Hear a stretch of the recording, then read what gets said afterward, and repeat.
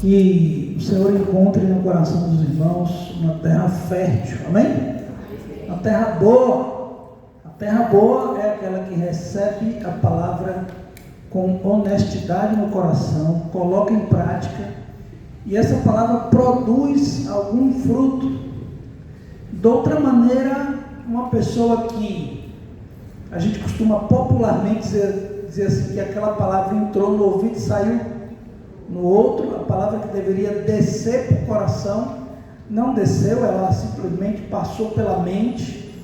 Na Escritura vai citar essa palavra como aquela que foi plantada à beira do caminho e que vieram os pássaros dos céus, que Jesus vai interpretar como vieram os demônios e arrancaram aquela palavra.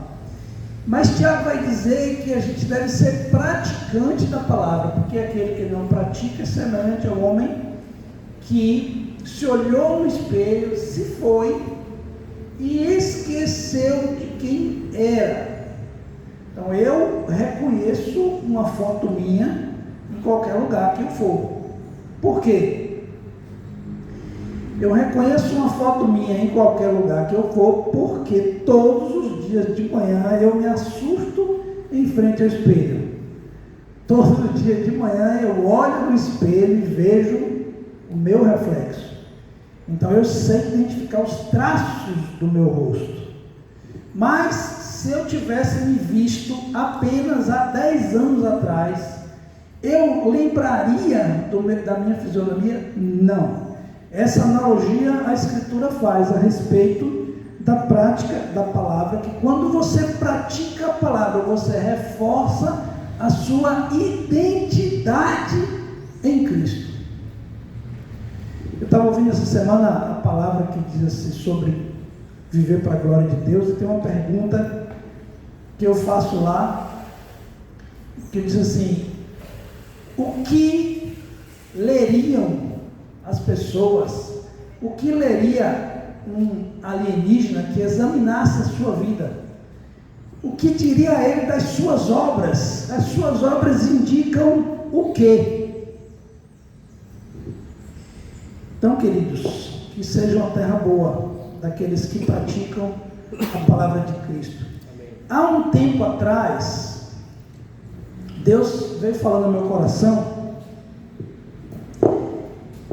entre outras coisas que eu não sabia. Alô?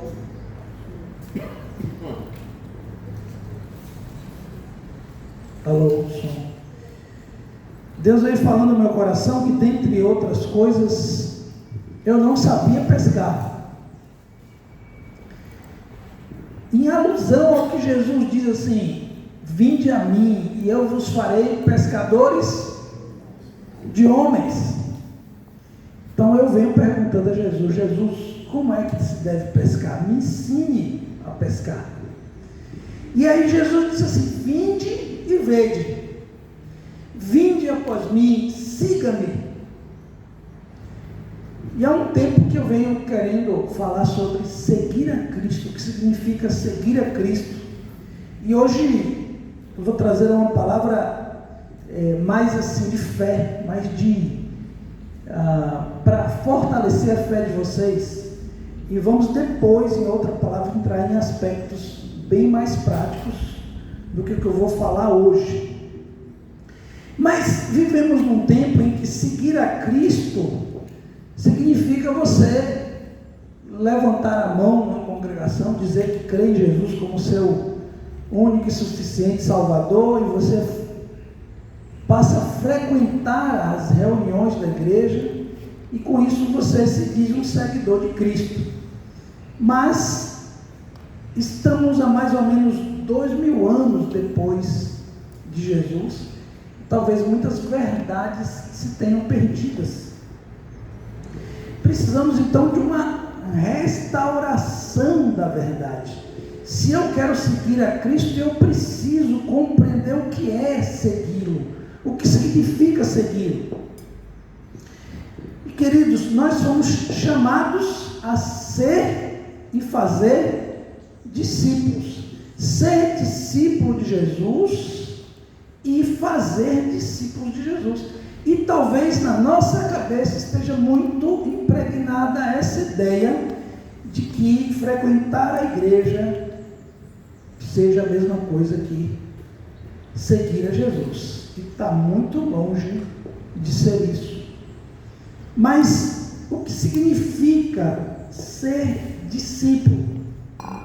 Paulo vê a igreja em Corinto cheia de problemas, os irmãos se reunindo, mas cheio de determinados problemas que não deveriam ser de discípulos. E ele diz assim, em 1 Coríntios 8:2, ele diz: se alguém julga saber alguma coisa, com efeito não aprendeu ainda como convém saber, como é útil saber, como é produtivo saber.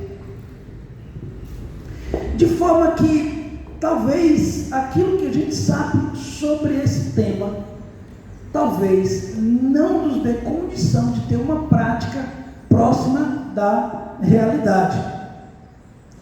Nós nascemos numa cultura onde as noções de vida cristã foram obscurecidas por conceitos que diluíram o Evangelho, nos prendendo a uma mediocridade, ou seja, uma vida muito abaixo do que deveria ser. Talvez 2000 anos depois, muita coisa tenha sido perdida, muita verdade está debaixo de muito entulho, necessitando de restauração. Deus nos levou, irmãos, a entender que estávamos a certa distância da Escritura, alguns mais distantes, outros menos. Os conflitos de fé que tínhamos relacionavam-se ao questionamento do que víamos ao nosso redor. E eu falo isso da minha própria experiência, que fui convertido aos 11 anos de idade e fazia parte de uma congregação, e o que eu vi ali, muitos irmãos de fé sincera até, muitos irmãos verdadeiros, como eu mesmo, julgo que eu era um cristão verdadeiro e sincero, que estava me esforçando ali por buscar uma vida reta, mas vivia em emaranhados de lutas, desânimos e pecados, porque faltavam elementos da vida cristã, que está na Escritura, faltava na vida da gente. Eu lembro de Mário Fagundes, que vai estar aqui entre nós. Ele disse que estava numa congregação, tinha 3 meses mais ou menos de convertido, e ele levantou a mão no meio da pregação do pastor, coisa que não se costumava fazer, não se era de costume, e ele fez algo inusitado, levantou a mão, e o pastor ficou assim, surpreso, né? Mas deu a oportunidade dele falar, e ele pegou a Bíblia assim, e disse: pastor, por que o que eu vejo aqui na Bíblia, eu não vejo aqui na vida diária da igreja, e o que eu vejo na vida diária da igreja, eu não vejo aqui na Escritura? Ele só tinha 3 meses de convertido, mas a vida eclesiástica, a vida da igreja, para ele era muito contrastante com o que ele estava lendo. E isso deu um bafafá tal que ele foi depois expulso da igreja. Então isso nos leva a perguntar, nos levou a perguntar e nos leva a perguntar até hoje: será que estamos no caminho certo? Jesus disse assim: eu sou o caminho, a verdade e a vida, ninguém vem ao Pai senão por mim. No livro O Discípulo, de Juan Carlos Ortiz, na década de 70, Juan Ortiz era discípulo de Ivan Baker, bem conhecido, discipulador de Marcos e Mário. Ele trouxe uma expressão no livro que muito nos marcou. Ele fala assim: o Evangelho segundo os santos evangelhos. O Evangelho, irmãos, ele deve ser segundo a Escritura. Mas aqui ele aponta para o surgimento de um Evangelho que não era mais segundo a Escritura, mas agora era segundo o Evangelho, segundo os santos evangélicos. Era agora uma versão piorada do Evangelho, criada pelos evangélicos há mais de 2000 anos depois de Cristo. E aí ele vem trazendo características desse evangelho, que ele diz que é um evangelho da porta média. Jesus disse ali de duas portas, a porta estreita e a porta larga. A porta larga é a porta do mundo. Você pode fazer de tudo, você pode fazer o que você quiser. A porta que Jesus apresenta é uma porta estreita e que afirma que você, lá quando você é batizado, você abre mão de tudo. É tão forte a questão que Paulo chega a dizer: eu não vivo mais eu, mas Cristo vive em mim. É tão forte que em Romanos 6 vai dizer que nós somos sepultados com Ele no batismo. Vai dizer que a gente morreu. Vai ser tão forte essa questão dessa porta de entrada do Evangelho estreita, que Jesus vai dizer: quem quiser vir após mim, a si mesmo se negue, tome sua cruz e siga-me. Quem, pois, não me amar mais do que ama sua mãe, seu pai, seu irmão, sua irmã, seus filhos e ainda sua própria vida, não pode ser meu discípulo. E aí quando você vai pesquisar lá, não pode no sentido de, ele diz assim: não, eu não aceito você. Não pode no sentido de não consegue. Não consegue, não. Ele conta nesse mesmo texto de Lucas 14, que o homem começou a construir, não calculou primeiro e não teve como terminar. E às vezes o motivo da gente desistir do Evangelho, ou a gente se atrapalhar no meio do caminho e ficar caindo, é porque lá na porta a gente não abriu mão de tudo, não entregou tudo a Cristo.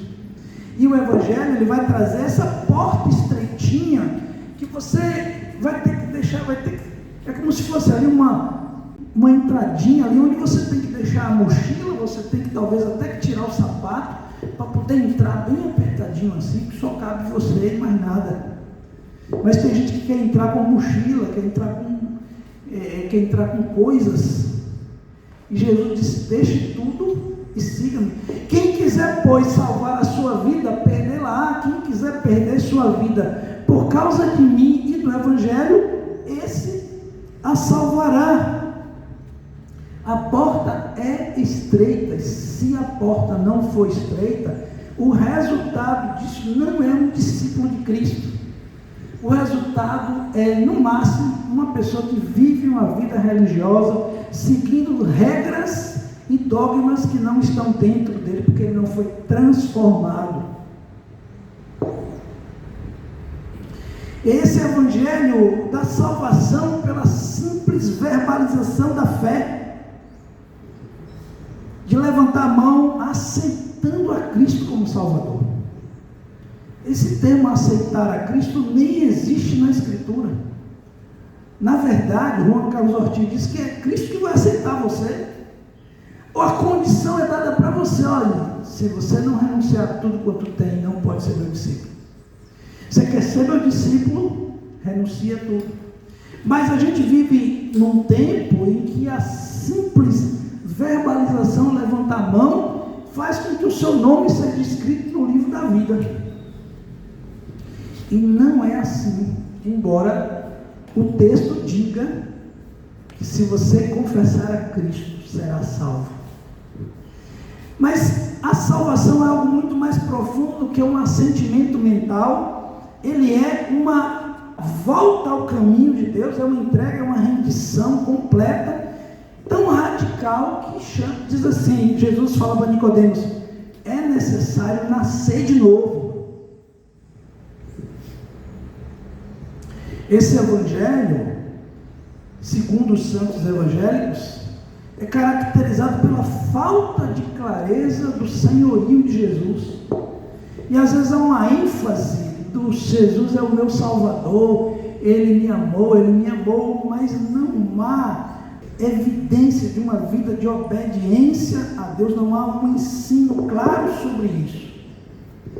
Pelo contrário, quando começa a se falar sobre isso, as pessoas criam comichão nos ouvidos, começam a coçar os ouvidos e não querem mais ouvir, porque a palavra tem que ser fofinha, bonitinha, a palavrinha para apalpar, para afofar o seu ego.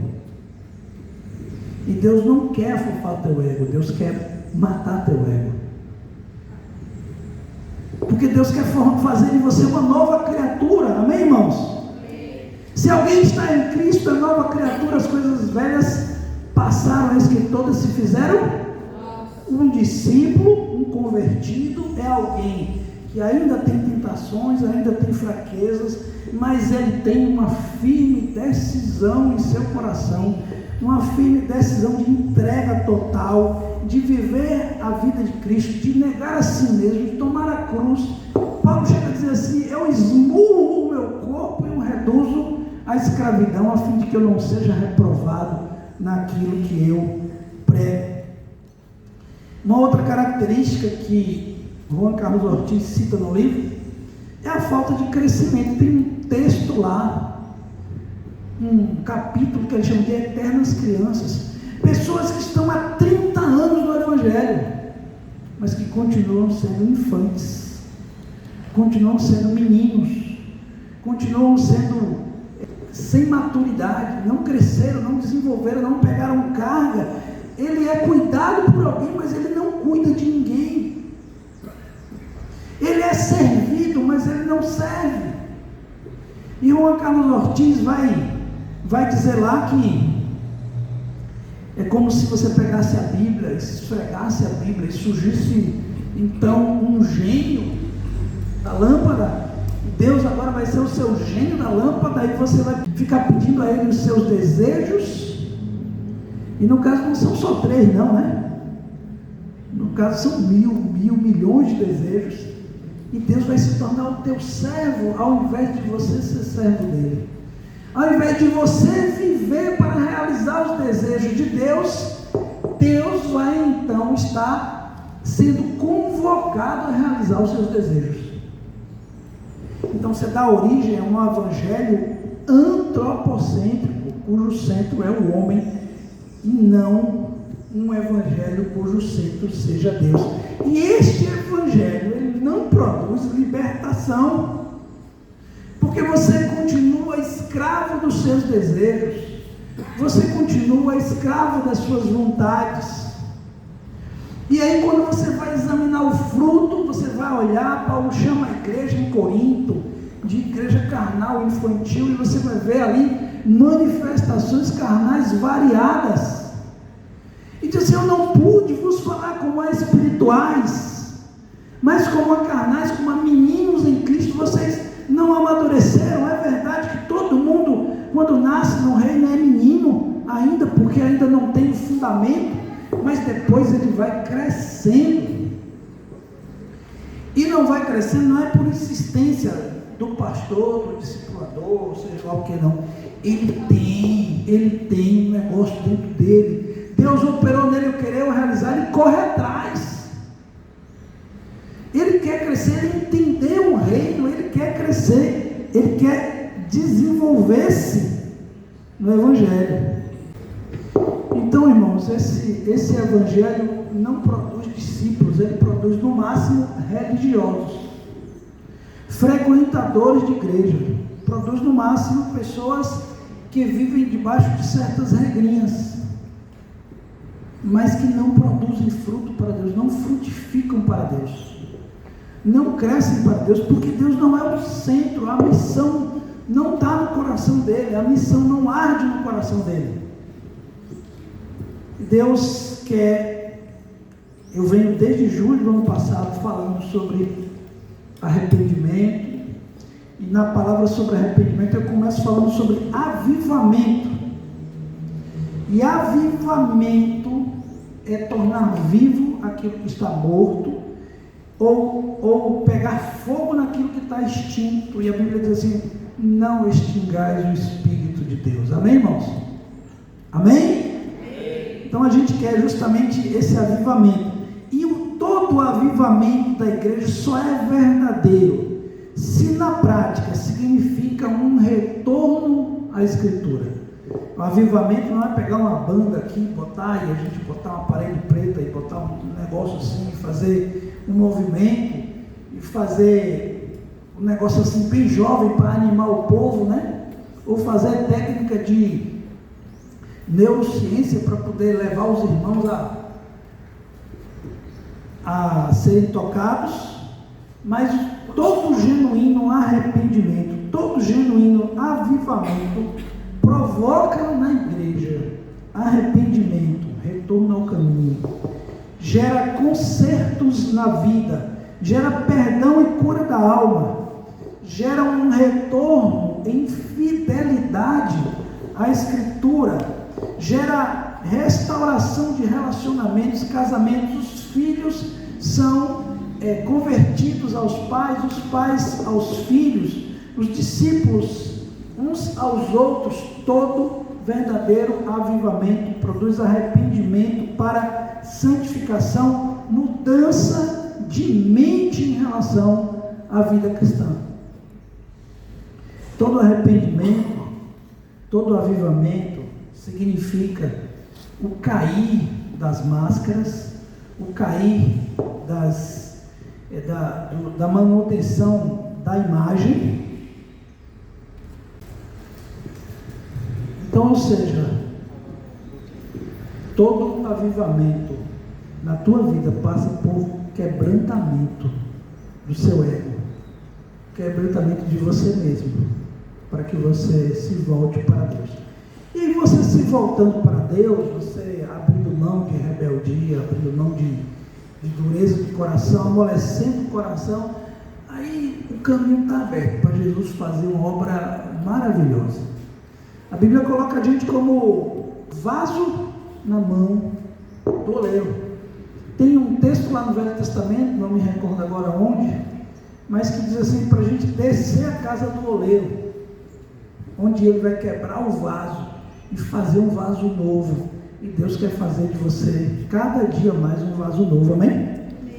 Ele já iniciou o processo de salvação quando você foi batizado, que Ele colocou em você o Espírito Santo, como diz em Efésios capítulo 2, Ele vivificou você, dando vida nova a você, e agora você está sendo salvo pela palavra, pelo lavar da alma, pela palavra, lavar da água pela palavra, lavando a mente, saindo as mentiras, mantendo a verdade. E a gente em batalha junto com o povo para salvar todos os irmãos, para que todos se mantenham no caminho, e haverá uma manifestação dos filhos de Deus, cujo resultado será a salvação dos nossos corpos, quando Jesus voltar, e receberemos corpos glorificados, irmãos. Sem a presença do pecado não haverá mais tentação. Mas nesse período aqui, é o período de luta, e você precisa compreender, precisa entender o que é ser um discípulo de Jesus, porque é assim, é o caminho para a salvação, é seguir a Cristo. Ele nos levará até o Pai, e Ele nos levará até o fim. Aqueles que estiverem com os olhos nele chegarão até o fim, mas se você se desviar dele, você vai se perder no caminho, porque Ele mesmo disse assim: eu sou o caminho, a verdade e a vida, ninguém vem ao Pai a não ser por mim. Portanto, Jesus é a minha única esperança. Amém, irmãos? Amém. O que significa um discípulo? Um discípulo significa aluno, aprendiz, que chama aquele a quem ele está seguindo de professor, de mestre, que deixou tudo lá atrás, que deixou tudo para segui-lo. A gente vê isso bem claro no exemplo de Jesus. Ele chega lá, está Pedro, Tiago e João, e diz assim: vinde a mim, eu vos farei pescadores de homens. E Pedro, Tiago e João largam tudo lá e vão-se embora, deixa Zebedeu lá, o pai, e vão-se embora, e passam a andar atrás de Jesus por onde quer quer que ele fosse, e passam a chamar Jesus de Rabi, e passam a respeitá-lo como professor. Então, um discípulo é alguém que se submete ao aprendizado de outro, porque quer se assemelhar a ele, quer aprender com o seu mestre, o seu estilo de vida. Eu lembro que estava no primeiro ano colegial, tinha um professor de matemática que me fez gostar da matemática. A maneira como ele dizia assim: matemática não é fórmula, as fórmulas são meios de simplificar a matemática, mas toda fórmula tem um sentido, tem uma razão de ser. E ele começava a explicar as formas, e aí eu disse: olha que negócio interessante. Até aí eu não gostava muito da matemática não, mas passei a gostar. Deixou de ser uma decoreba para ser uma coisa que fazia sentido para a minha vida. E eu admirava aquele professor. Dizem que a disciplina depende muito do professor, né? O seu aprendizado depende muito do professor. Então, Jesus vai dizer assim, em Mateus 10, 25, basta ao discípulo ser como o seu mestre e ao servo como o seu Senhor. Porque um discípulo é alguém que deixou tudo para trás e está querendo aprender com aquele professor. A palavra hebraica é matex, que significa aprendiz, pupilo, aluno, discípulo, e no Velho Testamento a palavra talmid, ou talmidim, que é estudante, também significa discípulo. Os fariseus tinham discípulos. Moisés, quem foi discípulo de Moisés? Josué. Andava para tudo lado vendo Moisés fazer tudo. A gente costuma dizer que o discípulo aprende vendo, ouvindo e perguntando. E Jesus chama os discípulos, mas a gente nunca vê Jesus parar porque alguém não o seguiu. Ele no máximo foi lá chamar a pessoa. Ele foi chamar Pedro 3 vezes, e a gente tem que ter essa paciência também de chamar. Mas um discípulo, ele não seguia porque, como os discípulos diziam assim: para onde iremos nós, se só tu tens palavra de vida eterna? E aqui no Novo Testamento tem algumas palavras associadas a essa questão de seguir a Cristo. Em Marcos 8, 34, todos nós conhecemos, diz assim: então, convocando a multidão e juntamente os seus discípulos, disse-lhes: se alguém quer vir após mim. Vir após mim, o que significa isso? Vem cá, Gabriel. Vem cá. Vir após mim. Vir após mim.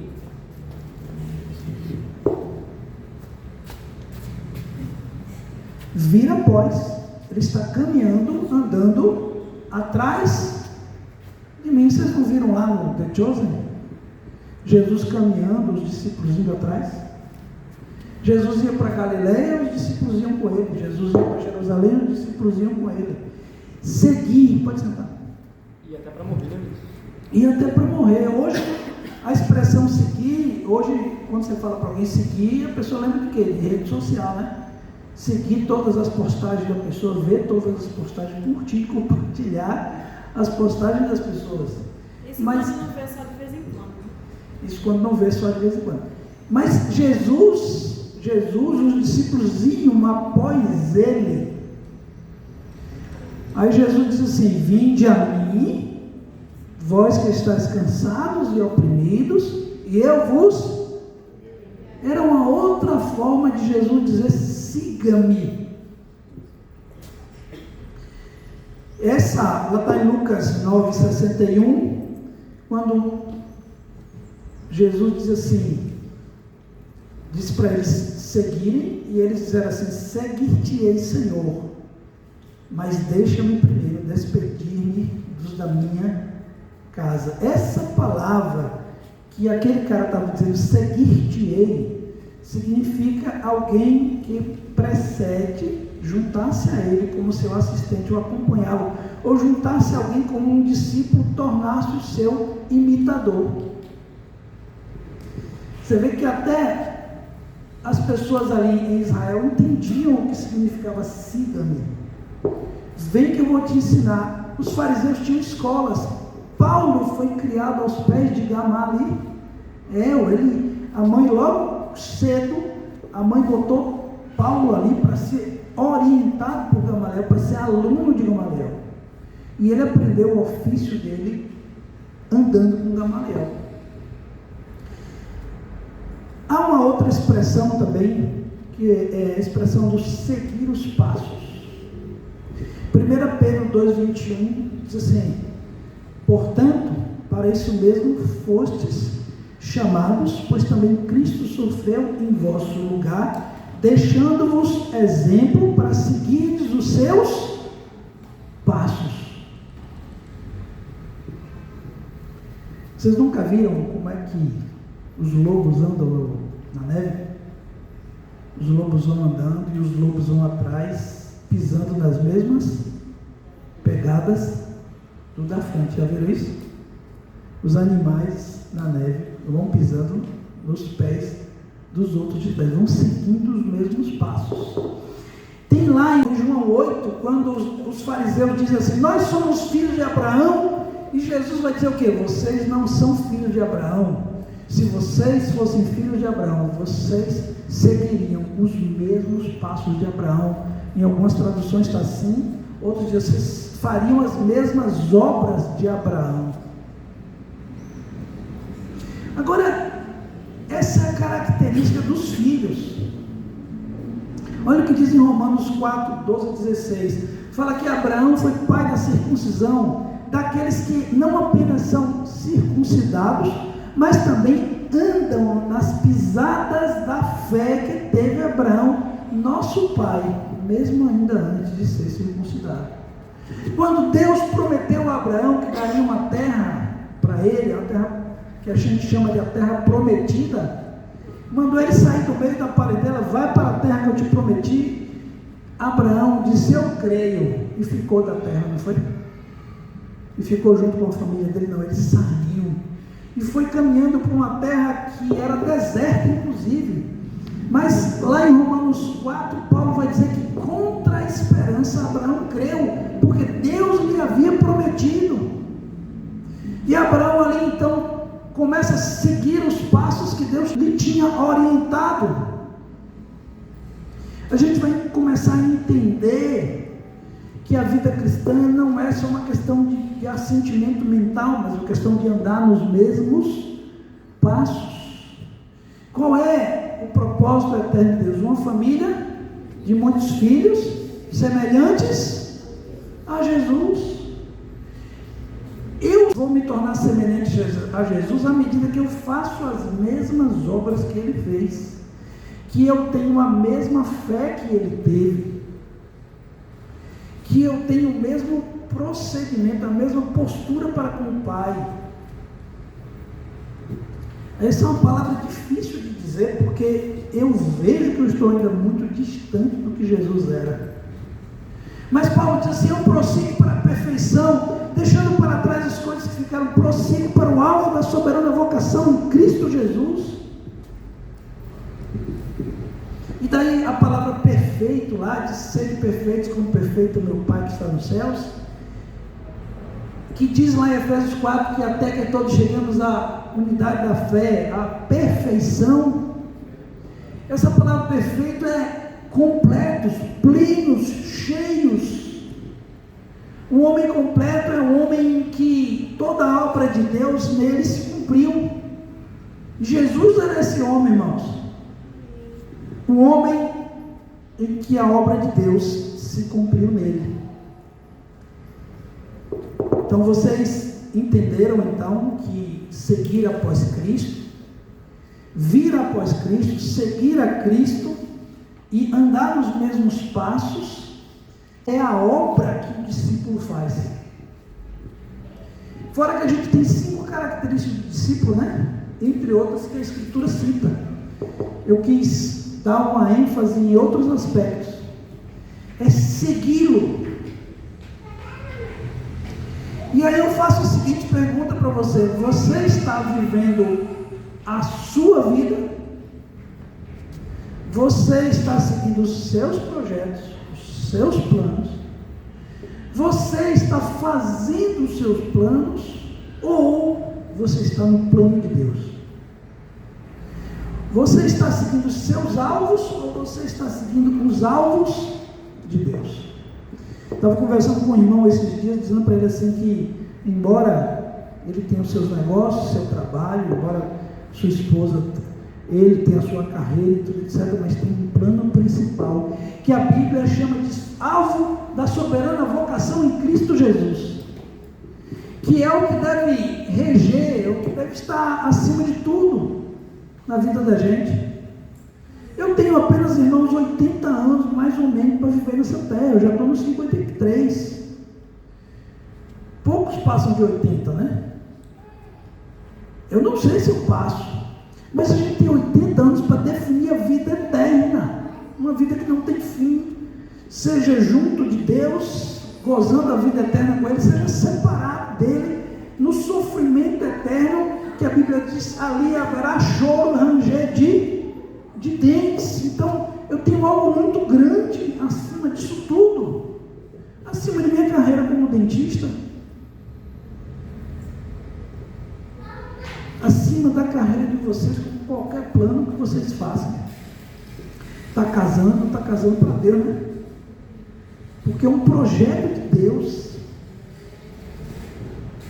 Está estudando, vai ter uma profissão para ter o seu salário. A Bíblia diz assim que Deus multiplicará a vossa sementeira, para que vocês possam manifestar toda a beneficência e toda a generosidade de Deus através do seu salário. Para você ser testemunha de Cristo na universidade. Eu estava na universidade, ganhei um colega de turma e um colega da outra turma. Depois batizei um colega que morava comigo, que morava no mesmo apartamento que eu. Porque a Bíblia diz assim: assim resplandeça a vossa luz diante dos homens, para que vejam vossas boas obras e glorifiquem o vosso Pai que está nos céus. Vivam para a glória de Deus.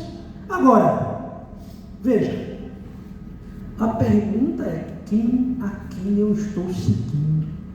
Eu estou seguindo os meus desejos, eu estou seguindo o mundo, eu estou seguindo o diabo, eu estou seguindo os pensadores desse mundo, a sabedoria desse mundo. Eu estou seguindo a quem? Irmãos, nós somos chamados a seguir a Jesus. Amém? E aí que está, porque Jesus, Ele não foi qualquer pessoa. Jesus, Ele não foi um filósofo que passou por esse mundo, um pensador. Ele não foi simplesmente um revolucionário, ou seja lá o que for. A Bíblia diz em João 1, de 1 a 3, vamos todos repetir: no princípio era o Verbo, e o Verbo estava com Deus, e o Verbo era Deus. Ele estava no princípio com Deus.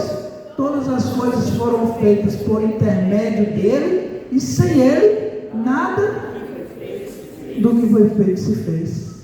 E vai dizer que ele era a luz dos homens, e a luz se manifestou. E no versículo 14 vai dizer: e o Verbo se fez carne e habitou entre nós. Eu costumo dizer para as pessoas: você sabia que Deus esteve entre nós? Outro dia eu vi um meme de internet, né? Os ETs chegando aqui, e o pessoal falando de Jesus para os ETs, eu disse: vocês conhecem Jesus? Jesus é bom. Lá na nossa terra, lá, Jesus aparece todo ano ele aparece, é muito bom, todo mundo fica feliz e tal, etc. E vocês conhecem Jesus? Então, conhecemos. Ele teve aqui, teve. E vocês fizeram o que com ele? Nós o matamos.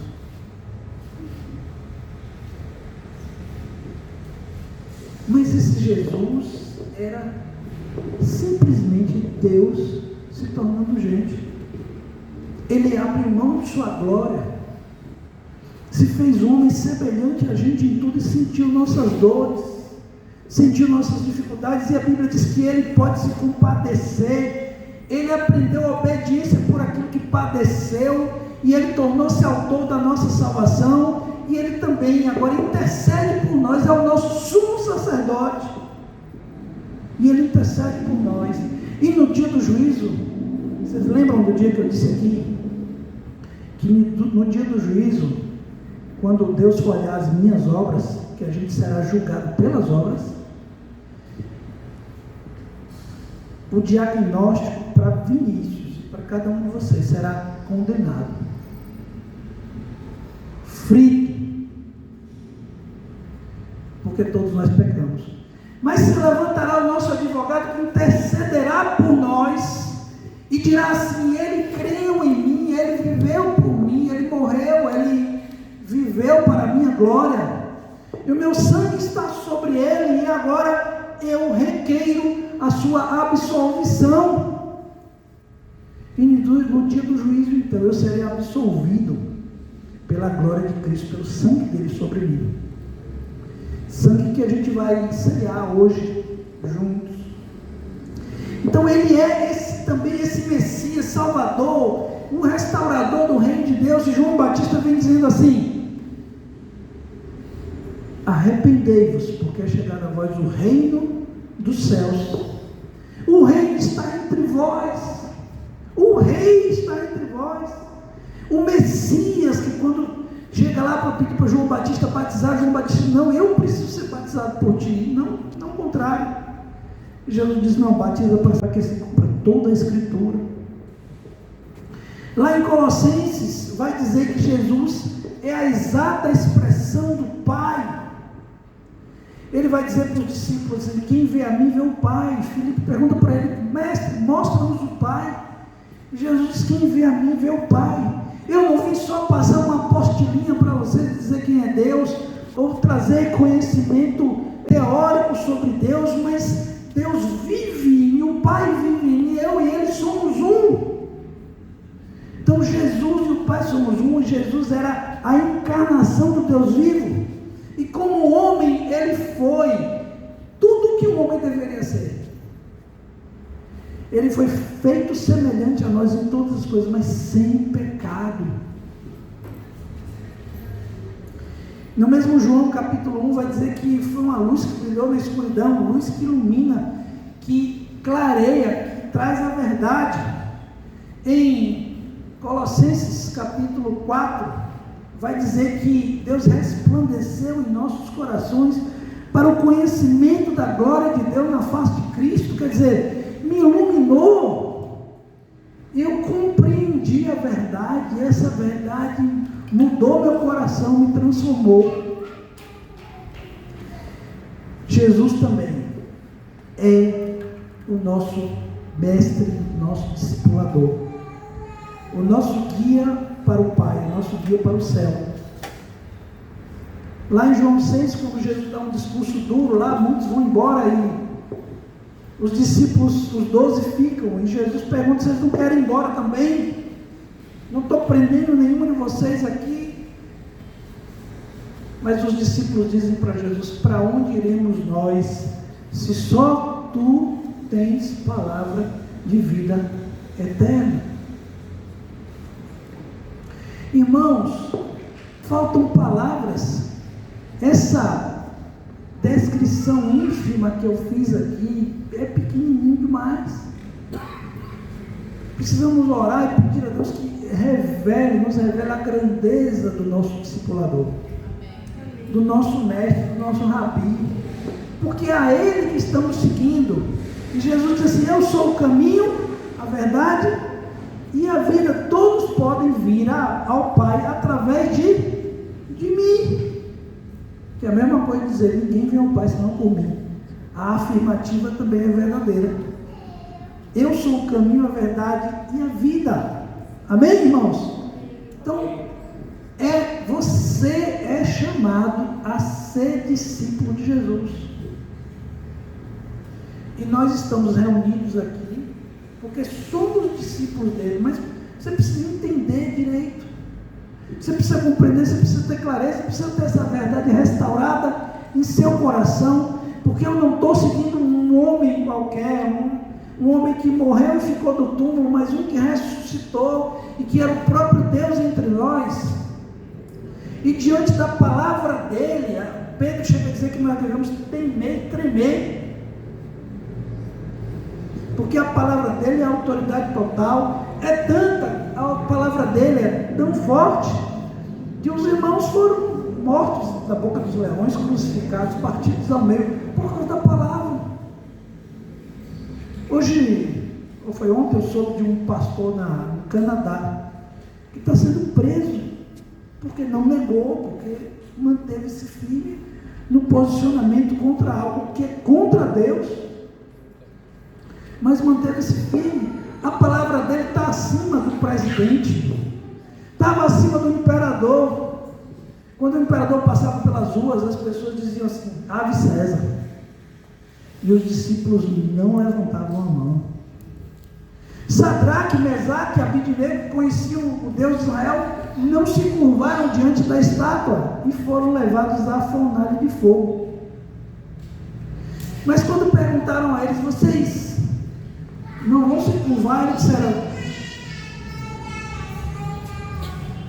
Eles disseram: saiba, pois, ó rei, que nosso Deus nos salvará dessa fornalha. Mas ainda que ele não nos salve, nós não nos curvaremos diante dessa estátua.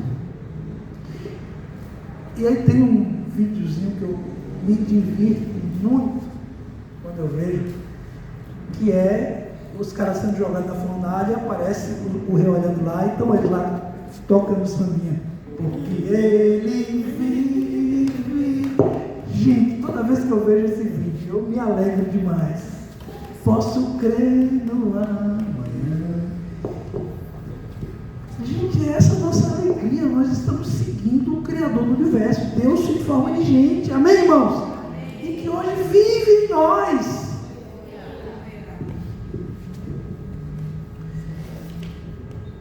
E por que o seguimos então?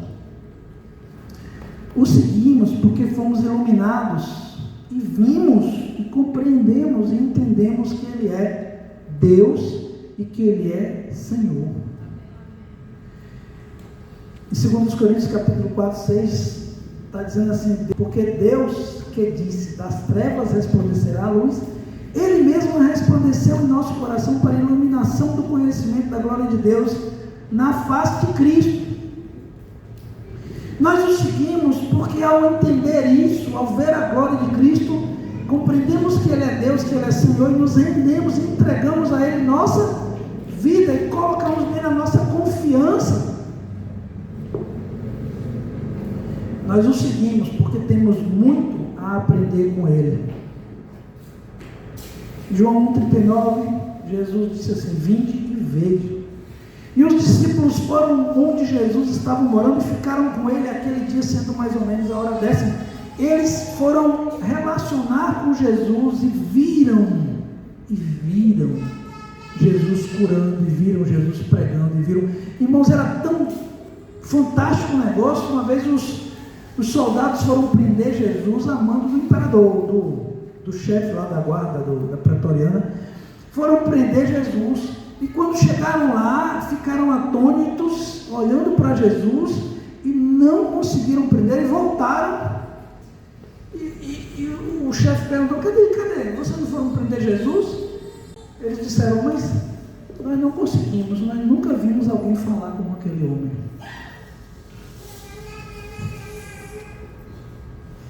Tem um momento que eles iam jogar Jesus lá de cima, porque acusavam Jesus de blasfêmia, de cima de um penhasco, e a Bíblia diz que Jesus passou no meio deles e eles não viram, e Jesus lhes ficou invisível, e Jesus passou no meio deles. A Bíblia diz que Deus ungiu a Jesus com o Espírito Santo e poder, o qual andou por toda parte, fazendo bem e curando a todos os oprimidos do diabo, porque Deus era com ele. Deus disse para Moisés: eu sou contigo. Deus disse para Josué: eu sou contigo. E para vários outros personagens do Velho Testamento, Deus era com ele. E Deus é conosco, irmãos. Amém? Se tivermos o seguindo em fidelidade, cumprindo os seus mandamentos, fazendo a sua vontade, buscando o seu propósito, Ele é o maior interessado. E você pode deitar a cabeça no seu travesseiro tranquilo, porque o Senhor faz o bem até quando a gente está dormindo. Como é aquela música, Henrique? Enquanto dorme.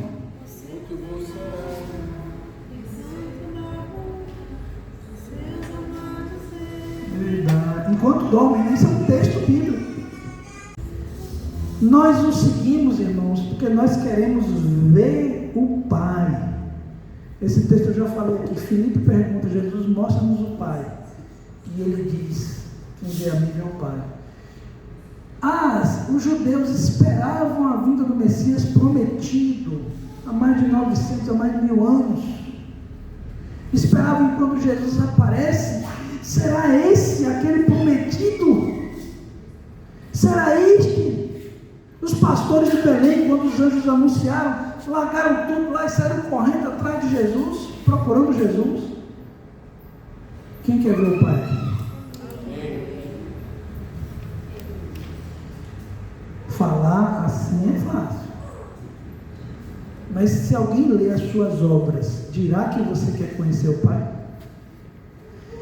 Que as suas obras é que dizem a respeito de você. É a leitura real, são as obras.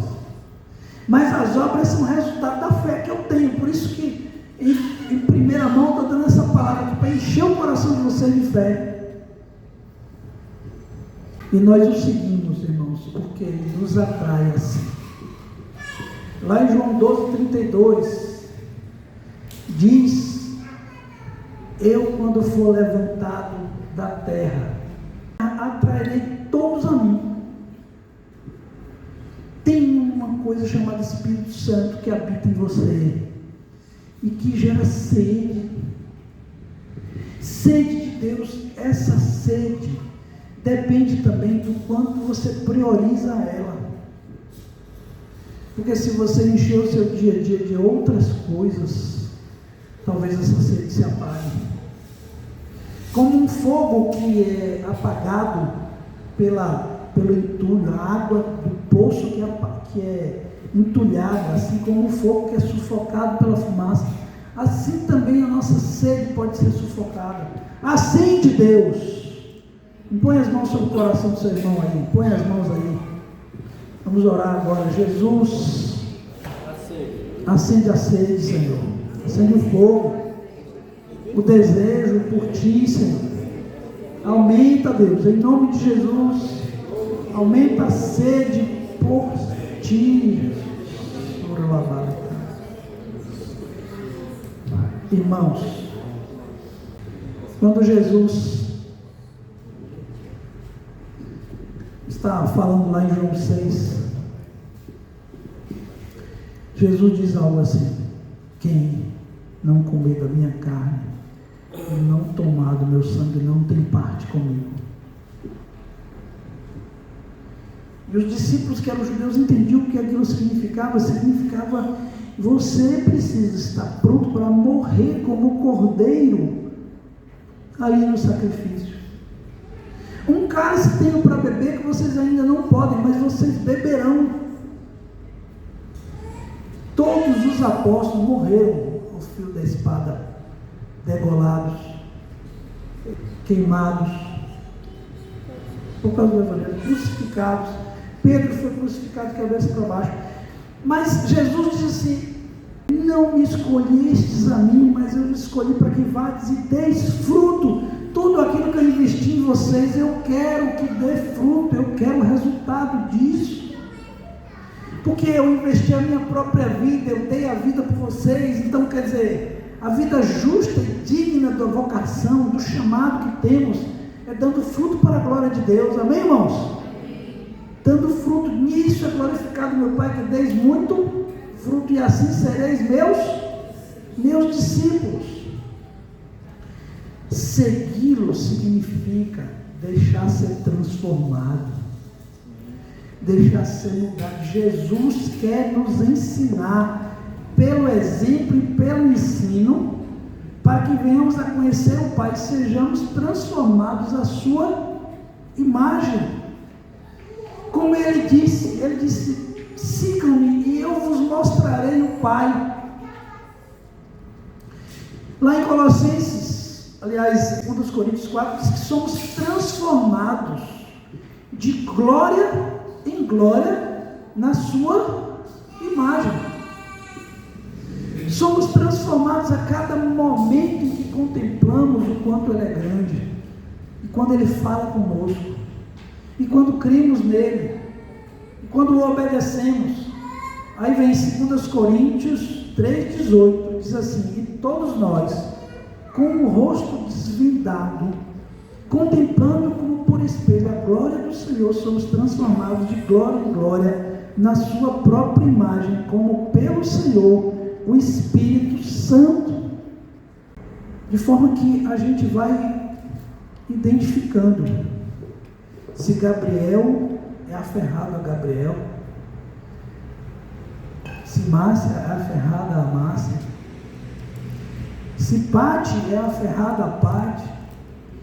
Irmãos, hoje as pessoas querem validação, querem ser reconhecidas, querem honra, as pessoas se sentem mal amadas, porque querem ser validadas. Mas não há maior validação do que a morte de Jesus na cruz, que a Bíblia diz que amou o mundo de tal maneira que deu seu próprio Filho, para que você não viva mais, mas que Cristo vive em você.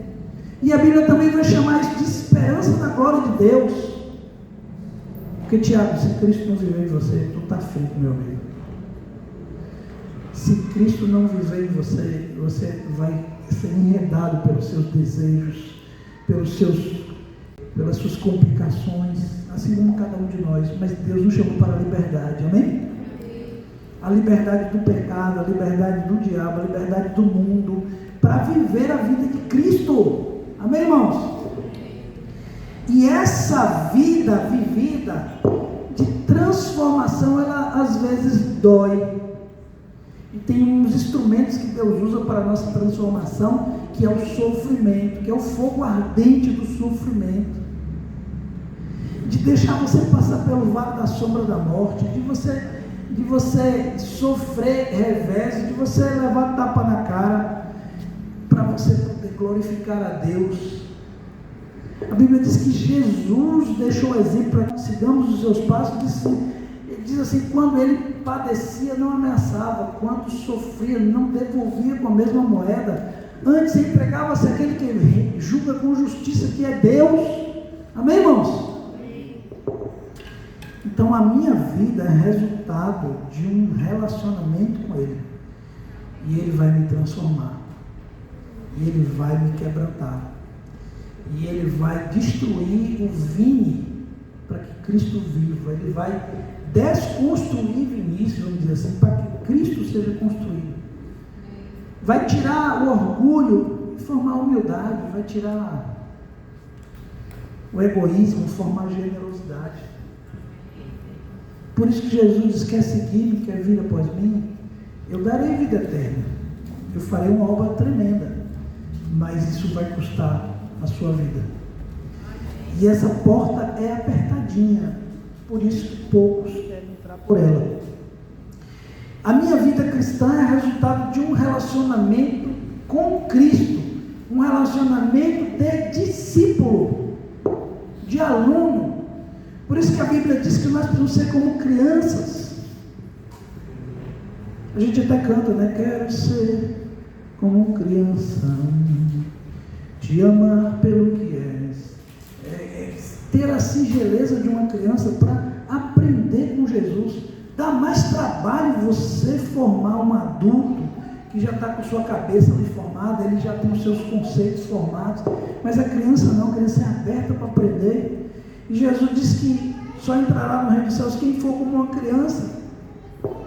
Eu, com 53 anos, Jesus disse para mim que eu não sei pescar. E aí agora eu vou aprender, Senhor, então eu não sei. Ou se eu sei alguma coisa, ainda não sei como convém saber, então eu vou recorrer aos recursos de Deus para meu aprendizado. É na oração, é na palavra, é nos vínculos da igreja, juntas e ligamentos. E o teu crescimento, então, depende da visão correta que você tem sobre ser um discípulo, da disposição, atenção e prioridade em seguir os passos de Jesus por onde Ele for. E que a gente diz assim, guardar todas as coisas que Jesus ordenou. Em Romanos 12, de 1 a 2, Paulo diz assim: rogo-vos, pois, irmãos, motivado, usem o motivo das misericórdias de Deus, que enviou seu Filho ao mundo por amor a nós, que mesmo sem a gente merecer, deu a vida do seu próprio Filho. As misericórdias de Deus, rogo-vos que vocês apresentem os vossos corpos como sacrifício vivo, santo e agradável a Deus.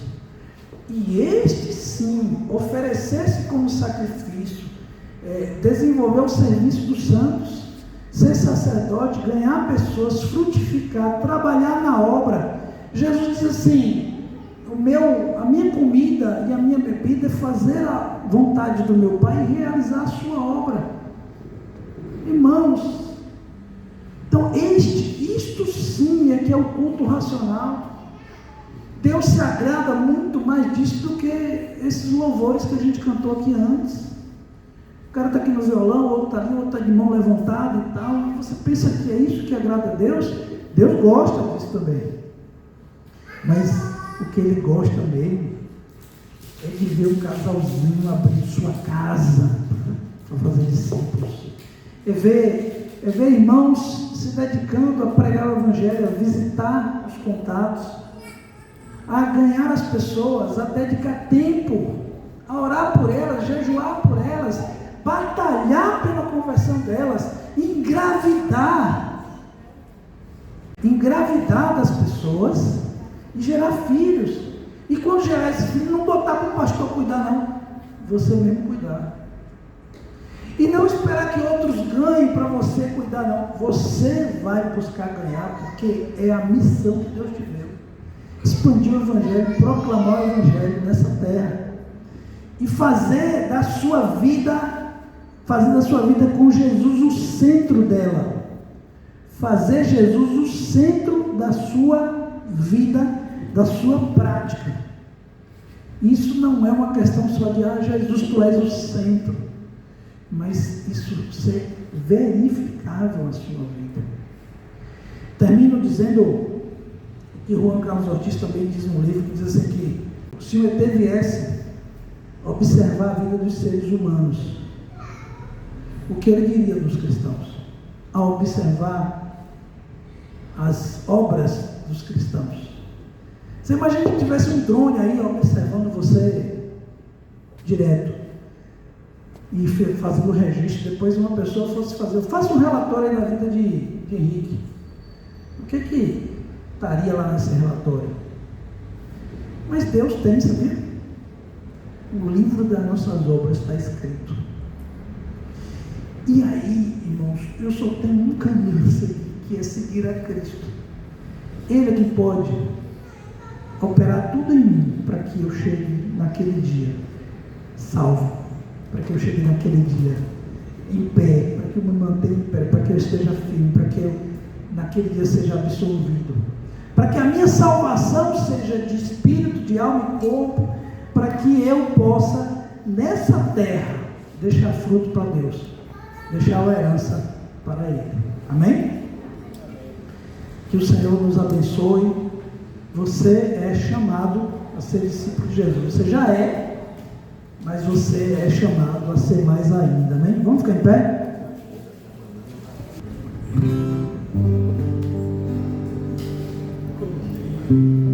Tu és o Cordeiro sacrificado por mim. Tu és digno de todo louvor e adoração. Teu sangue, precioso sangue,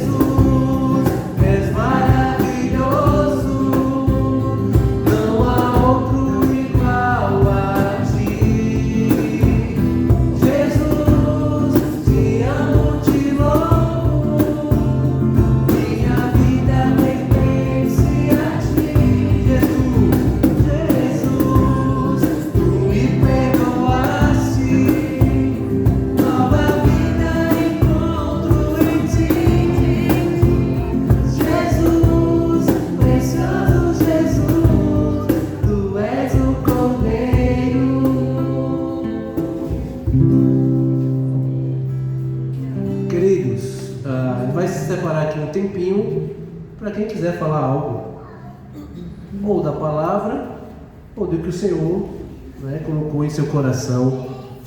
Vamos deixar aqui um tempinho.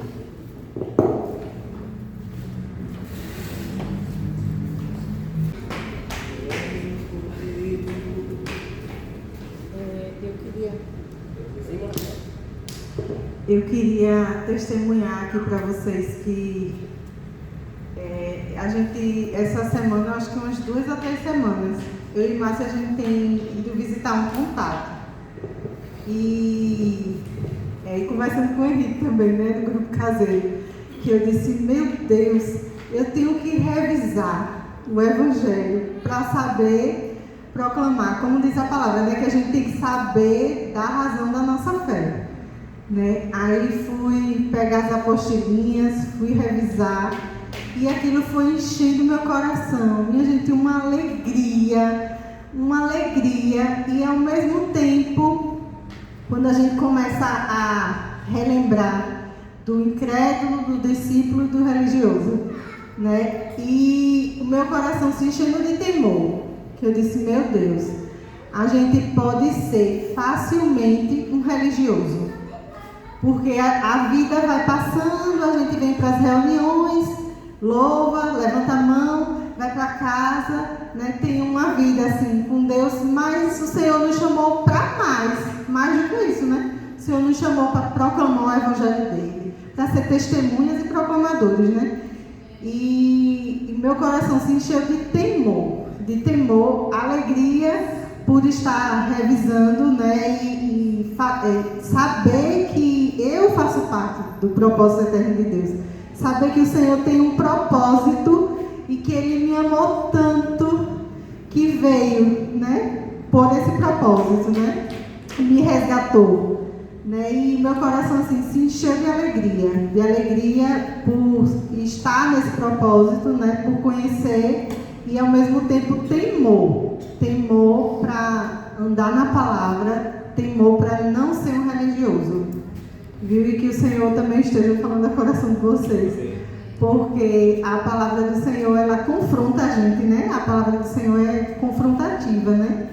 E foi isso que o Senhor fez comigo durante essa semana. E eu peço que vocês orem, né, por Lindy e Léo, que eles estiveram semana passada, né? Vocês estejam orando, o Senhor complete a obra, porque ela pediu até oração, porque ela disse que depois que ela decidiu ouvir a palavra, está decidindo seguir Jesus, as coisas têm se levantado no trabalho, na casa dela. E então eu peço que vocês orem, né? Continuem orando por eles. Aí que tá, porque tirar a pessoa de lá é uma guerra. Aí a gente às vezes engravida, mas não cuida do bebê ainda na barriga. Esse é um bebê ainda na barriga, né, Paty? É um bebê na barriga. O que é que você passou a fazer quando você ficou grávida? Ter cuidado, passou a fazer exame, passou a, né?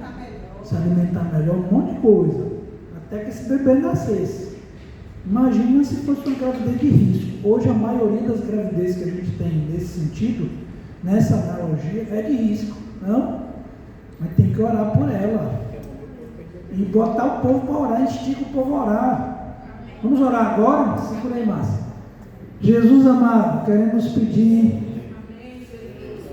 que o Senhor dos céus envie seus anjos, Senhor amado, em nome de Jesus, que a tua palavra diz que a tua igreja escreve na terra, o Senhor escreve aí no céu, porque estamos escrevendo conforme a tua vontade, é o teu desejo. Te pedimos que o Senhor venha, Senhor, livrar ali a Lindy e o Léo, em nome de Jesus, que tu venhas completar a obra na vida deles, assim como na vida dos outros, lá o contatos que temos colocado. Te clamamos por eles em nome de Jesus. Amém. Então, mantenham cuidado.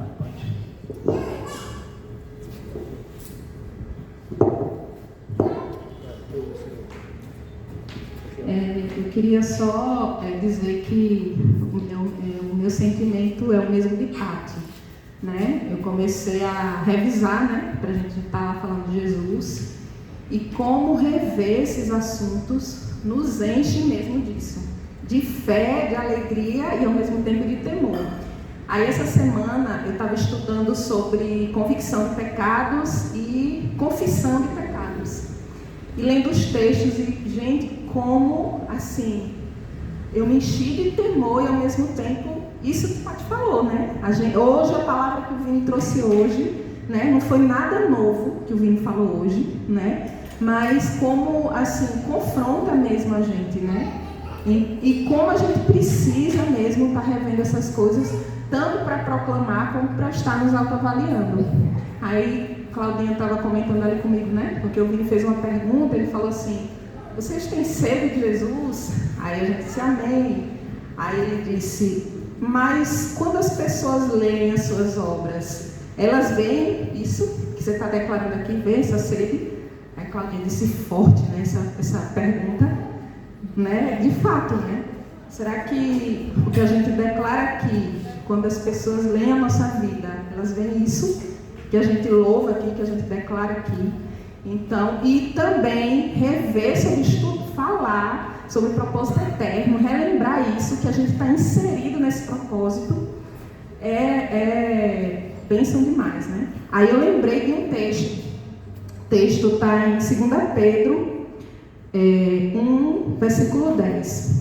Portanto, irmãos, procurai fazer cada vez mais firme a vossa vocação e eleição, porque fazendo isto, nunca, jamais tropeçareis. Então, quando a gente faz firme a nossa vocação e a nossa eleição, o nosso chamado de fazer discípulos, quando a gente faz isso, a gente nunca, jamais tropeçará. É o que diz aqui. Fazendo isto, nunca, jamais tropeçareis. Porque assim, dessa forma, fazendo firme a nossa vocação e eleição, vos será amplamente concedida a entrada no reino eterno de nosso Senhor e Salvador, Jesus Cristo. Então, lembrei desse texto e queria repartir aqui com vocês.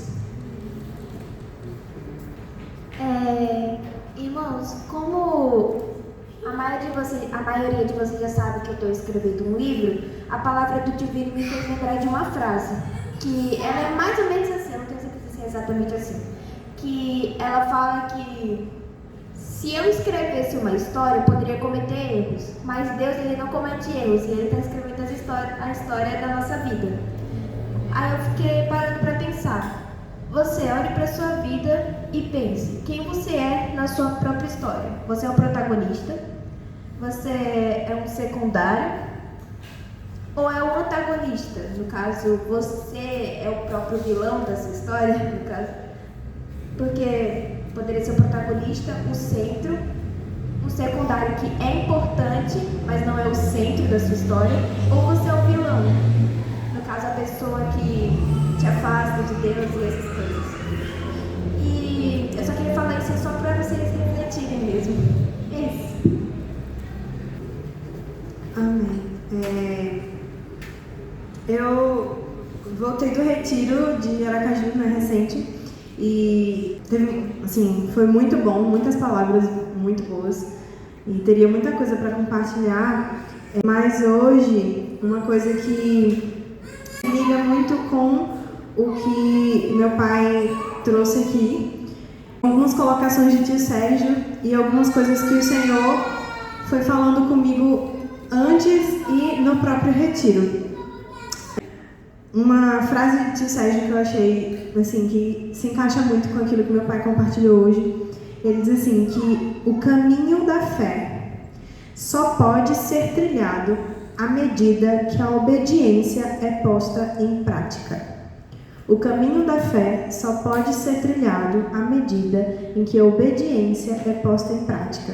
Então, não é verdadeiro afirmar que você vive uma vida de fé, que você trilha o caminho da fé, se a tua obediência não acompanha essa fé, né? Então, mais uma vez, esse relacionamento íntimo, né, entre aquilo que nós cremos de verdade no nosso íntimo e aquilo que nós fazemos. Antes do retiro, eu comecei a ler um sobre idolatria, e o autor faz uma reflexão sobre o que dizemos crer e aquilo que realmente cremos. Aquilo que realmente cremos, a nossa verdadeira religião, ela é revelada através das nossas ações, das nossas escolhas, das nossas motivações, dos nossos hábitos e da nossa imitação, né? Quem é que nós estamos imitando? É impossível viver a vida humana sem imitar, né? Todos nós olhamos para algo ou para alguém em um lugar de adoração, né? Como nós sendo menores e aquela pessoa, aquela coisa, aquele alvo como sendo maior, né? E digno de imitação. Todo ser humano vive assim. E, na verdade, tudo é só uma questão de quem você está imitando, né? Quem é que está ou o que está naquela posição. E a nossa tendência é colocar a nós mesmos, né, os nossos desejos, os nossos impulsos, os nossos prazeres nessa posição, né, e seguir aquilo que os nossos desejos e prazeres apontam, imitar essas atitudes, né, e os nossos hábitos, as nossas escolhas, as nossas motivações vão apontando, né, vão evidenciando, testemunhando dessa nossa idolatria, né? Mas quando nós colocamos Jesus como neste lugar, né, de adoração, neste lugar de imitação, essa a verdadeira atitude do discípulo, né? E esse é o verdadeiro caminho da fé. Uma outra coisa que o tio Sérgio também falou, que se liga com isso, ele disse assim, que a obediência precisa ser também no invisível. Então, muitas vezes eu posso estar obedecendo em prática, né, certas práticas, mas no meu interior, a minha motivação é diferente daquela de Jesus, né? Então, eu posso aqui servir na igreja, eu posso aqui, sei lá, fazer uma reflexão interessante sobre a palavra, mas no meu interior, a minha motivação é ser vista, a minha motivação é ser louvada, a minha motivação é apenas passar por crente, né? Ou enfim, qualquer outra que às vezes a gente nem se dá conta, né? Que nossas motivações estão fora do lugar. Mas o Senhor nos chama para, inclusive, imitar o interior de Cristo, né? Não é só imitar as obras do Senhor, mas imitar as motivações dele, imitar seus pensamentos, imitar seus alvos, né? O direcionamento da alma de Jesus era um direcionamento santo, né? E aí, tio Beguinha fez uma reflexão lá no retiro, em um momento de ceia, ele falou assim, vamos fazer o memorial mesmo, vamos aqui lembrar quem é Jesus, né? Então vocês vão aí pegar histórias de Jesus e refletir e dizer quem é esse Jesus que a gente está aqui lembrando no momento da ceia. E na mesma hora me veio ao coração os últimos momentos de Jesus com os discípulos, está lá, acho que em João 14, eu acho, que diz assim, que Jesus amou, sabendo que chegara a hora, né, Jesus amou os seus discípulos e amou-os até o fim. E logo em seguida diz que ele lavou os pés dos discípulos. Então ele lava os pés dos discípulos motivado por amor. Depois ele diz assim, Jesus, sabendo que toda autoridade havia lhe sido concedida, ele passou a lavar os pés e a falar ali para consolar o coração dos discípulos. Então isso revela para nós a motivação do coração de Jesus. E quando a gente lê esses textos, como discípulos, a nossa oração, né, o nosso pensamento é, Senhor, muda o meu interior, muda, Senhor, as minhas motivações, para que ao receber a autoridade do Senhor, a minha motivação seja consolar, seja servir, seja me fazer menor, né? Que ao precisar dos últimos momentos, Jesus poderia me ter dito, olha, sofram por mim, porque eu não estarei mais aqui, né? Mas não, ele quis servir, ele quis se fazer menor. Então isso é só um exemplo, né, de como a gente olha para Jesus e o coloca nesse lugar de imitação, tanto nas nossas ações, como nas nossas atitudes, no nosso coração, no nosso interior. Enfim, teria muita coisa para compartilhar, mas hoje eu vou parar por aqui. Boa noite. Eu queria falar de algo talvez um pouco prático do que Larissa falou, né? Eu acho que há um tempo atrás a gente viajou na época do retiro e... Aqui, não, né? Graça estava falando a respeito do impacto que ela tem tido a tentar buscar mais o Senhor nas coisas que ela tem feito no dia a dia dela e como isso tem impactado no dia a dia dela e como isso tem feito ela ver mudanças muito claras no dia a dia. E o que Vini falou também, como o Márcia falou, não é algo novo, né? Então o que vem à minha mente quando a gente vai falar sobre algo desse tipo é voltar ao básico. Eu geralmente sou muito assim, então às vezes a gente está fazendo muita coisa, tal, não sei o quê, e aí a gente quer colocar a mente no Senhor. Então eu penso assim, preciso voltar ao básico e ver se os meus fundamentos estão corretos. E foi o que Graça fez. Então Graça começou a implementar em alguns momentos específicos tempo de qualidade com o Senhor e começou a tentar executar mais coisas para o Senhor ali no dia a dia dela. E geralmente quando eu ouço uma coisa dessa, isso me traz ao coração o desejo de esquadriar se o meu tempo eu não estou usando para mim em vez para o Senhor. Então, pode parecer até besta, mas eu começo sempre com aquele negócio, né? Eu não sei se vocês lembram que a gente tinha uma folhinha que dizia o mínimo que a gente deveria fazer como discípulo, que era tipo 3 capítulos por dia, tentar ler não sei quanto tempo mais ou menos. É bem antigo isso aí, mas é interessante de criar um fundamento para a gente começar do básico. Porque eu começo lendo 3 capítulos hoje, posso ler um pouco mais depois, começo a organizar meu jejum, meus momentos e tudo mais. E isso tudo é o básico da nossa relação com o Senhor. Que é quando a gente ouve o Senhor, que é quando a gente se enche do Senhor, que é quando a gente joga a nossa carne para baixo para a gente poder ouvir melhor o Senhor. Porque para a gente poder executar essas coisas. Porque não adianta a gente estar focado em fazer as coisas e não está fazendo todas as coisas que são básicas para isso. Como é que Deus vai fazer na gente se a gente não está ouvindo a Ele, né, para poder executar a vontade dEle? Então eu acho que tem muito disso, né? A questão do que o Vini falou é uma oportunidade da gente olhar no nosso coração e ver, eu preciso ser um discípulo melhor. Eu desejo ser um discípulo melhor. Eu quero parecer com Jesus. Todos aqui querem se parecer com Jesus. E a gente precisa, eu acho que tem muito isso, a gente sempre precisa se esquadriar, fazer esse processo. Ou será que eu tenho buscado realmente o Senhor? E conferir, porque às vezes a gente, por exemplo, está comendo, vai fazer alguma coisa e está assistindo alguma coisa. E aí vai fazer outras coisas no nosso dia, está fazendo com o celular e não sei o quê. E muitas vezes Deus está ali com a gente. E Ele está desejoso de estar com a gente. E aí quando a gente vai falar sobre essa questão de ter sede, fome do Senhor, né? Mas Ele está ali. E aí às vezes a gente esquece. Então eu penso muito sobre o básico. Ou será que eu tenho me relacionado bem com o Senhor? Será que eu tenho entregado o mínimo para Ele? Será que isso queima no meu coração? Sabe? Às vezes não é tão fácil. Às vezes você tem um jejum num dia e acontece muita coisa. Vai fazer o jejum. Eu me esforço para tentar fazer isso. Às vezes acontece de, tem muita coisa para fazer fora do escritório, justamente de jejum. E assim, é claro que você tem sempre que discernir, né? Mas eu tenho tentado me esforçar o meu máximo para que o meu jejum, o meu momento de intimidade com o Senhor não seja retirado de mim. Porque é ali que eu me divirto. É ali que eu, sabe, às vezes eu estou ali lendo a Bíblia e eu fico maravilhado com o que Deus pode falar, com coisa que eu já li às vezes 3, 4, 5 vezes. Deus vai lá e pum, parece que eu estou vendo algo tudo novo, mas é a mesma palavra.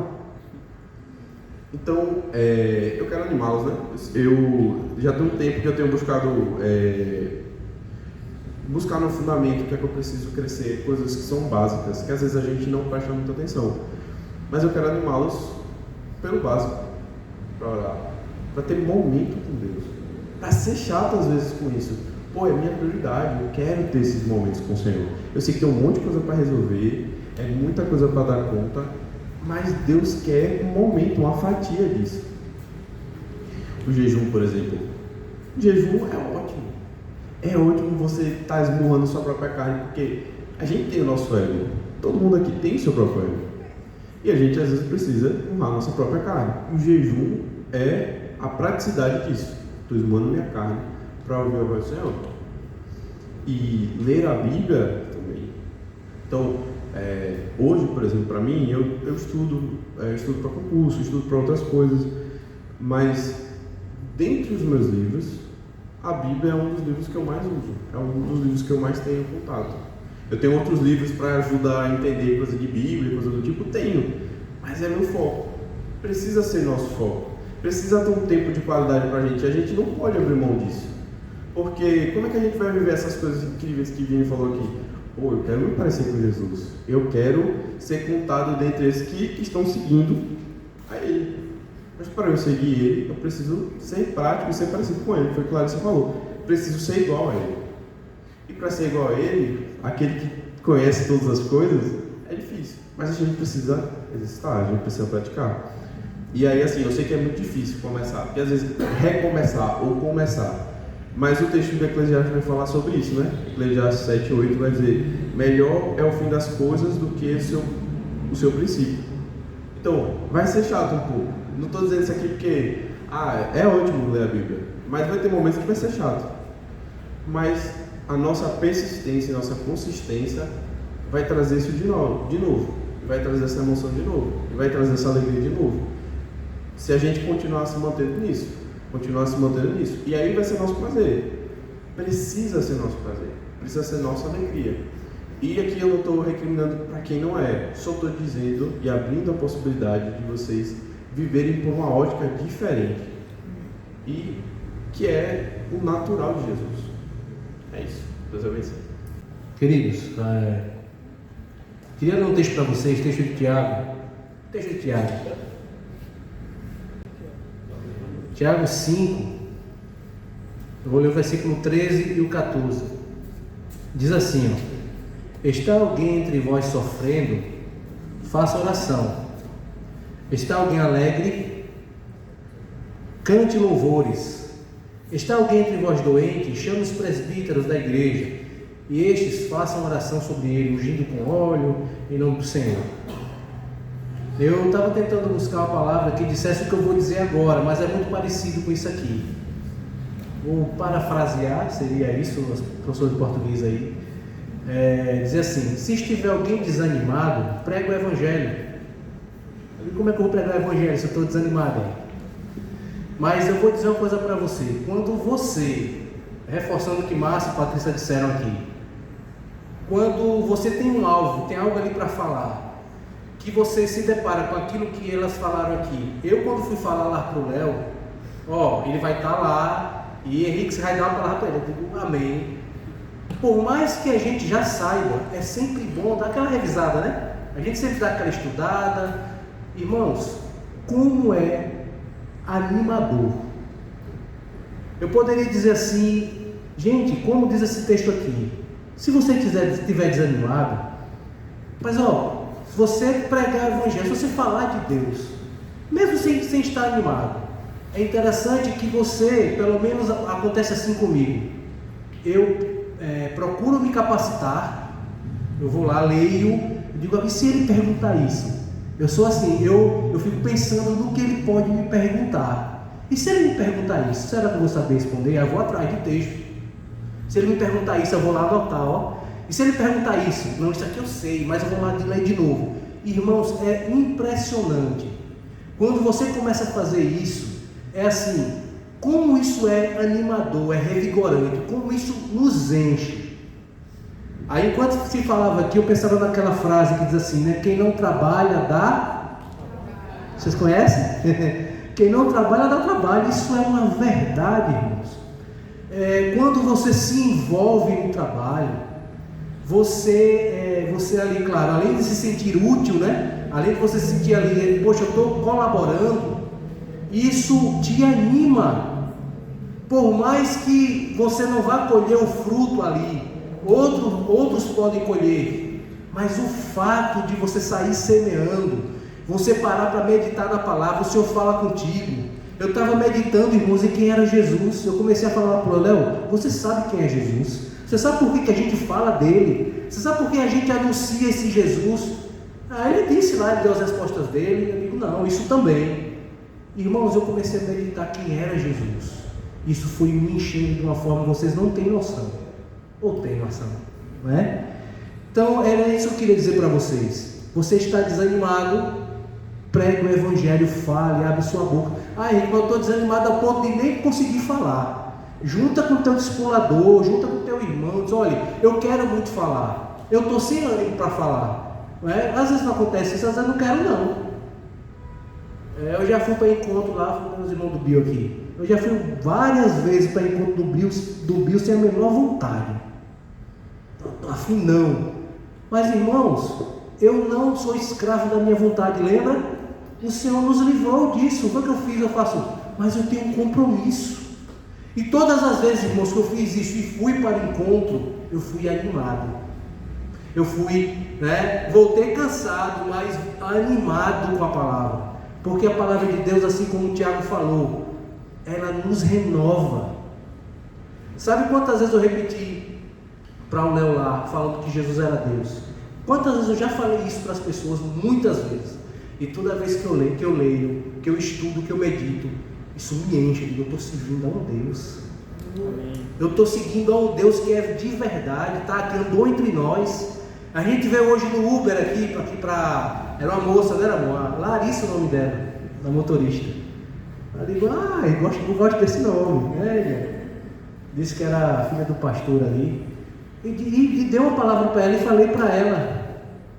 Disse para ela bem assim, você conhece Jesus? Ela falou, sim, é o Filho de Deus, né? É.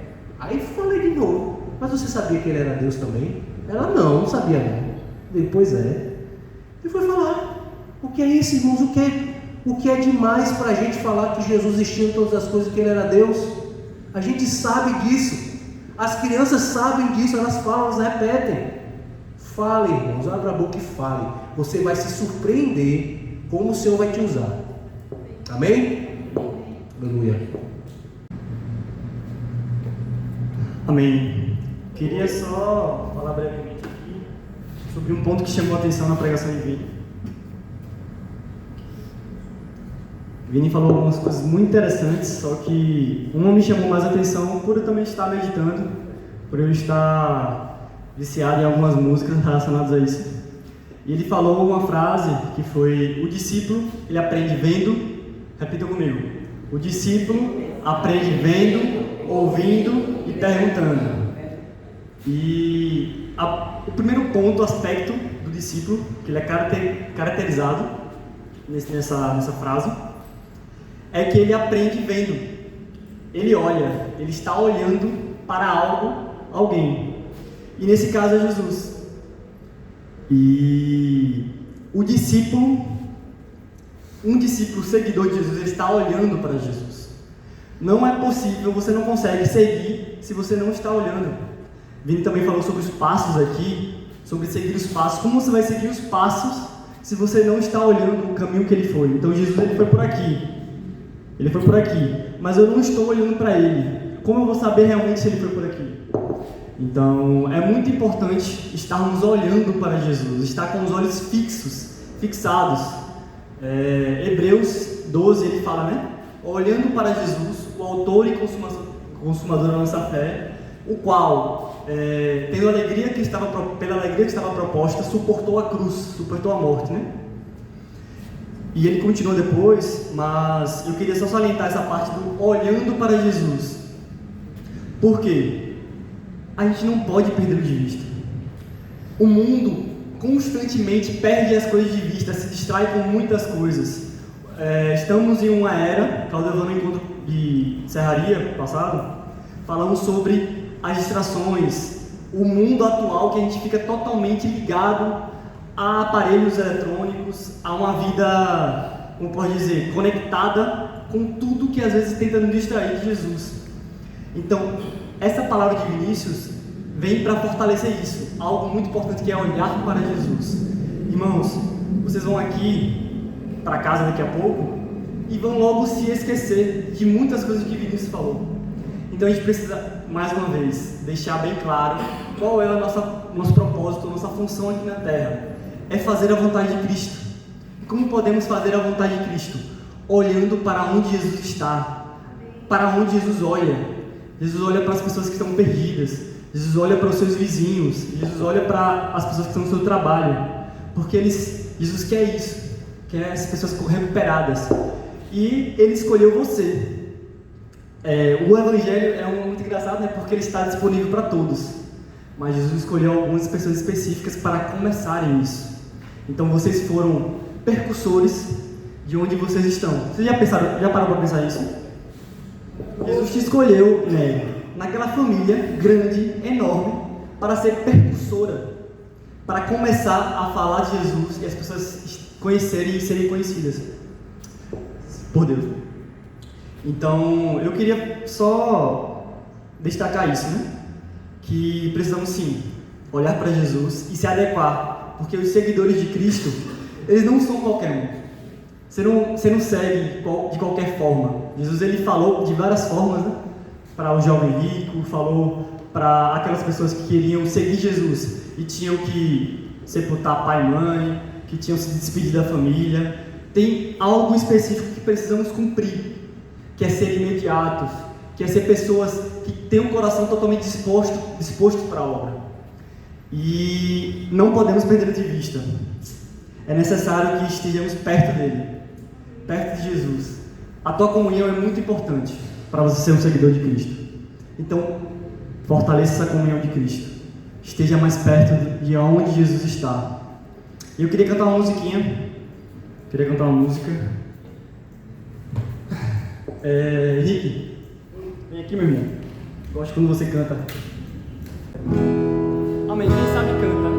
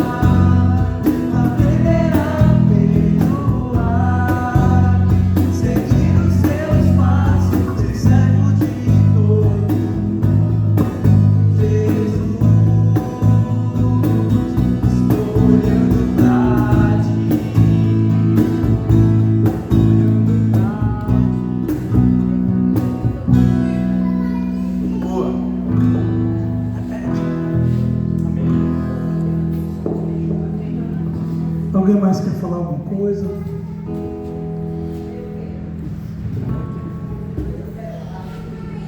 Aleluia.